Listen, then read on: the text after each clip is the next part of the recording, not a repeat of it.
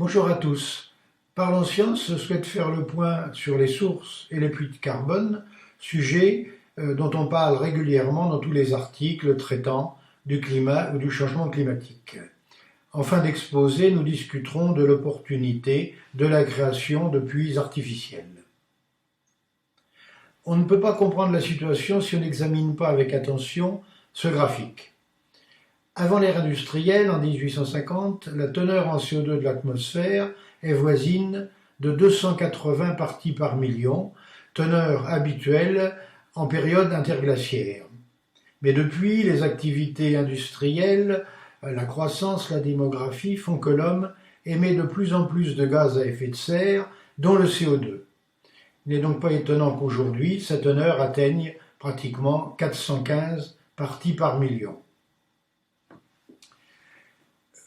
Ce phénomène n'est pas difficile à comprendre, il suffit de regarder à gauche quelles sont les sources de CO2 pour l'atmosphère. C'est avant tout la combustion des énergies fossiles, dans l'ordre le charbon, le pétrole et le gaz, mais c'est aussi le changement d'utilisation des sols avec notamment la déforestation.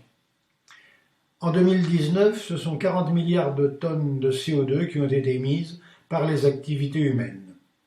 Regardons maintenant la partie droite. On voit qu'on retrouve dans l'atmosphère seulement 46% de ces émissions, car il y a deux puits importants.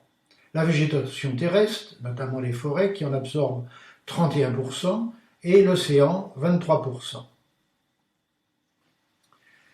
On comprend aisément la rapidité de l'augmentation du CO2 dans l'atmosphère en se souvenant qu'en une centaine d'années, nous avons brûlé la matière organique, du carbone organique qui s'était accumulé durant des dizaines de millions à des centaines de millions d'années. Nous avons transformé des puits en sources. L'écosystème forestier est le principal puits terrestre. Les arbres absorbent en effet beaucoup de CO2 dans leur bois, dans leurs racines, dans le sol et son écosystème. Ce stockage peut durer quelques saisons à une centaine d'années selon les régions et selon la variété des arbres. Comme autres puits, il y a aussi les tourbières et les prairies. L'océan présente un double puits. Tout d'abord la pompe physique. Si vous regardez cette carte, vous voyez 4 zones où en hiver, les eaux se chargent en CO2 et en oxygène.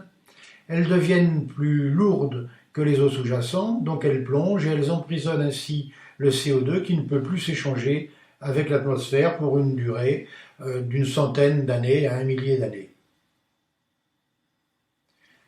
Si nous regardons ce graphique, on peut voir que la distribution verticale du carbone inorganique total dépend complètement de processus biologiques. Dans la couche superficielle, il y a des valeurs basses car la photosynthèse du phytoplancton capte une partie du CO2. En sédimentant, ce plancton libère de la matière organique, du carbone organique, et la teneur augmente régulièrement jusque vers 1000 mètres. Cette bombe biologique est principalement due au microplancton, notamment aux diatomées qui chutent rapidement vers les profondeurs, entraînant le carbone organique. Une partie du carbone est également fixée par des cyanophycées du phytoplancton qui peuvent atteindre plusieurs dizaines de millions de cellules par litre. Mais ce carbone organique est rapidement libéré dans la couche de surface et est rééchangé avec l'atmosphère. Mais tous les océanographes ne sont pas d'accord avec ce scénario. Ce graphique montre un instrument qui a été très utilisé dans un programme international entre 1987 et 2003, le piège à particules. La courbe à rouge montre la diminution très rapide du carbone organique dans la colonne d'eau, et quand on arrive au niveau du sédiment, on n'en trouve plus que moins de 1%. On peut être inquiet du devenir des puits de carbone, car l'avenir est plutôt sombre. Pour le puits terrestre, momentanément, la photosynthèse augmente un petit peu en même temps que la teneur en CO2, mais cela ne durera pas longtemps. Le manque d'eau dans les sols, le réchauffement, va vite limiter ce puits, végétation et sol. Nous ne développerons pas ici le scénario catastrophe que pourrait constituer la fonte du pergélisol, permafrost au-delà de 60 degrés nord, qui libérerait rapidement et massivement des quantités importantes de CO2, mais également de méthane, un gaz qui est encore plus réchauffant que le CO2. Les nouvelles ne sont pas bonnes non plus pour les puits océaniques avec le réchauffement. La chaleur un peu plus élevée de la couche superficielle va diminuer les plongées d'eau et le mélange vertical en hiver. Et pour la pompe biologique, ce n'est pas bien meilleur. En effet, la stabilité des eaux va empêcher la remontée fréquente des sels nutritifs dans la couche superficielle, que ce soit dans les zones de remontée d'eau permanente ou lors du mélange hivernal. Évidemment, l'homme pense à utiliser l'ingénierie climatique pour compenser le réchauffement climatique. Nous serons très nets. Si certaines des techniques sont utilisables, il faut les pratiquer uniquement si nous avons entamé avant la réduction des émissions des gaz à effet de serre. C'est un leitmotiv parlant science, il vaut mieux ne pas attraper la maladie plutôt que la soigner. Nous avons un autre exemple, ça ne sert à rien d'entamer une transition énergétique si on n'en a pas en même temps décidé de réduire la consommation énergétique globale de la planète. Il y a en gros 3 types de pratiques pour cette ingénierie climatique. Atténuer le rayonnement solaire, accentuer les puits biologiques de carbone, capturer et stocker du CO2.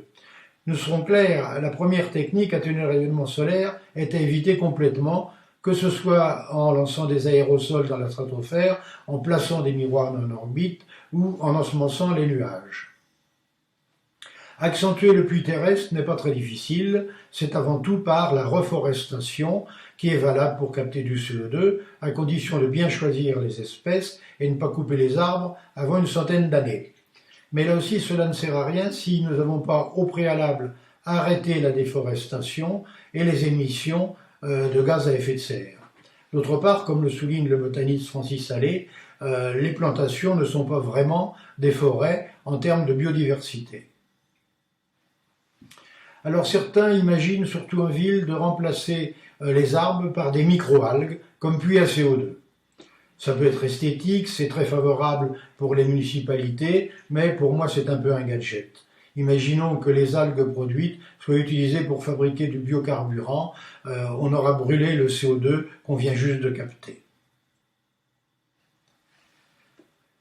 Il faut surtout ne pas accentuer le puits biologique de l'océan. On peut voir sur cette carte, en bleu et en noir, des zones qui sont riches en sels nutritifs, mais qui sont peu productives par manque de fer.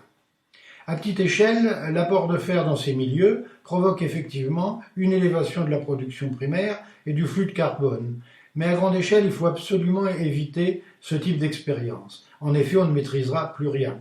On ne sait pas quel sera le réseau trophique, quelles seront les espèces dominantes. On va empêcher des sels nutritifs d'enrichir d'autres raisons et en plus, ces fertilisations artificielles sont bien moins efficaces que des fertilisations naturelles. Reste donc que le meilleur système est le captage du CO2 puis son stockage. Il faut savoir que ce scénario est intégré dans les projets du groupement des experts intergouvernemental sur l'évolution du climat, où il prévoit que 10% des émissions de dioxyde de carbone devraient être compensées par ce captage. Une fois capté, on peut stocker ce CO2 soit dans des réservoirs géologiques, soit, ce que nous ne conseillons pas, dans les profondeurs des océans. L'inconvénient de ces techniques, c'est qu'elles nécessitent beaucoup d'énergie et qu'il peut y avoir des problèmes d'étanchéité des réservoirs. Il y a quand même un projet qui nous paraît assez valable, c'est celui de la société suisse Climeworks en Islande. Elle utilise des collecteurs d'air avec des filtres à granulés qui récoltent le CO2. Ensuite, ce CO2 est mélangé avec de l'eau, puis envoyé à 1000 mètres de profondeur par des puits d'injection. Ce qui rend vraisemblable ce projet, c'est d'abord que l'énergie nécessaire est fournie par une centrale géothermique, donc relativement décarbonée. Ensuite, arrivé à 1000 mètres, ce CO2 va en quelques années devenir une roche, donc c'est quand même un procédé assez sûr. En résumé, les émissions de CO2 continuent d'augmenter, sauf en 2020, grâce, peut-on dire, à la pandémie Covid-19. Ensuite, le réchauffement climatique entraînera une réduction des puits de carbone terrestres et océaniques, ce qui n'est pas une bonne nouvelle. L'ingénierie climatique n'est pas la solution. Seul le captage-stockage de CO2 pourrait venir en complément d'une baisse des émissions qui devrait, rappelons-le, être de 8% par an pendant 10 ans pour limiter le réchauffement à 2 degrés centigrades. Merci beaucoup.